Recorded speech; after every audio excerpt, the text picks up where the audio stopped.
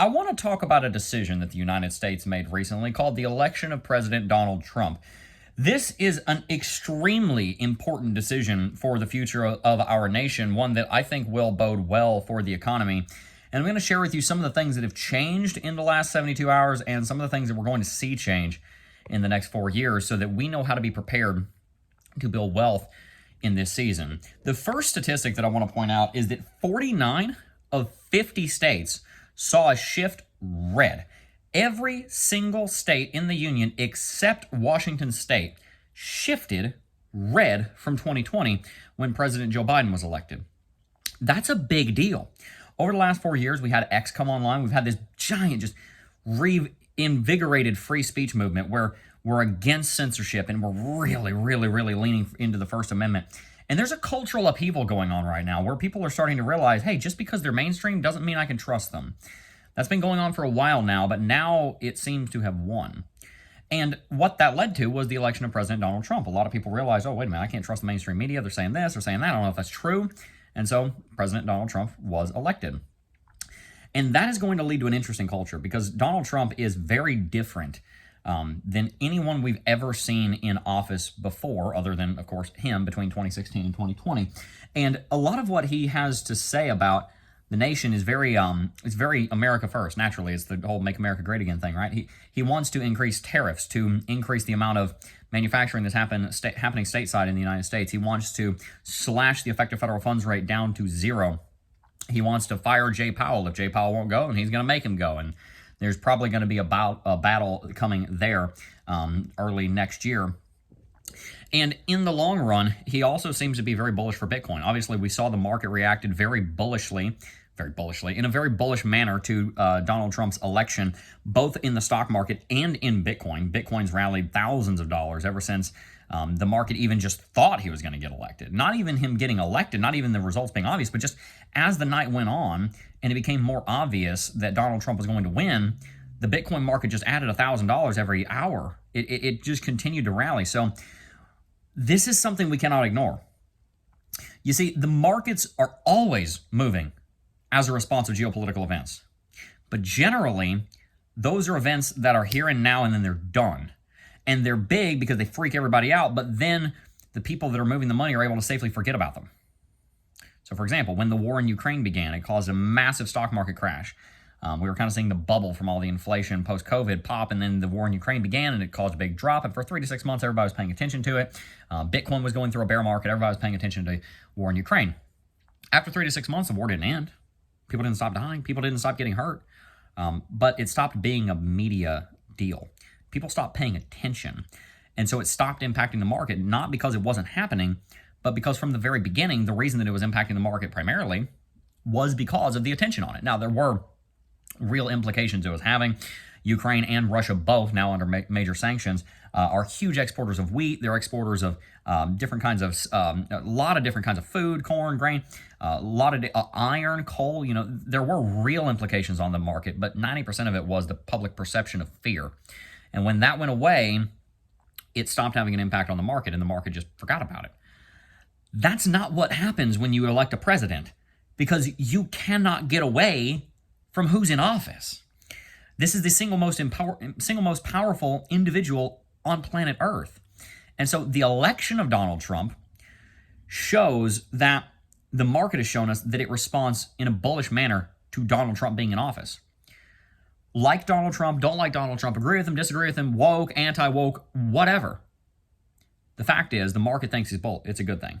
The market sees it as a bullish fact that he's in office, period. We can debate all day on whether he's a better president than Kamala Harris would have been, but what we cannot debate is that the market thinks he is.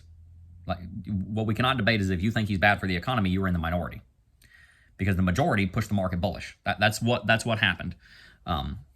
Just talking about facts here. Donald Trump's going to be in office for 4 years, and many of the things that he said he's going to do, he's probably going to do it. And when he does those things that people were excited about, which is why they bought the Bitcoin market and why they bought the S&P 500 and stocks and all kinds of stuff over the last couple of days here, when he's actually doing the things that he promised, now he might not do all of them, might even backtrack on some of them. But when he's doing any of the kind of things that are Trumpian, Trump-esque, right? When he does any of them, there's a good chance that's going to cause the market to rally too. When he increases drilling, when he brings down the effective federal funds rate, which obviously he's going to have to tussle with Jay Powell there for a little bit. But as he does these things, it's probably going to have a bullish impact on the market, because if you connect the dots here, people bought the market because they think that Donald Trump's going to be good for the market. So when Donald Trump does the things that he says he's going to do, if he does them, probably will do some of them anyway, then you can reasonably, logically conclude that the market will also respond bullish to him actually fulfilling the promise, not just there being the promise because now he's a president-elect. And so that sets up the next 4 years really well. Like Donald Trump, don't like Donald Trump, agree with this policy, don't agree with this policy. The market likes him. The market perceives him as being a good thing, and him being in the office being a good thing. And so we're probably going to see a lot of bullishness over the next 4 years, because so far the market has perceived him to be good. The market has perceived that in 2016 through 2020 things were great. COVID came, inflation went up, life got hard. It was a really big loss for the Democrats. I mean, part of it was bad timing, but also part of it was bad policy. We just got to be honest. So now Trump's got to turn. Is he going to be able to inherit this great economic recovery that we've begun in the last 18 months and ride it like a freight train for the next 4 years and define the next 50 years worth of economic policy and culture here in the United States of America? I think so. I think he probably will. I think the next 2 to 4 years are going to be extremely prosperous. I think you very well may see the stock market do exactly what it did last year, which was 40%. We could see 35% in the S&P 500. We could see Bitcoin 50, 60, 70, 80, 100, 120% in the next 12 months. It would not surprise me a bit. And so what do we do in response to this bombshell of a fundamental development? We choose FinSoft. We live on less than we make.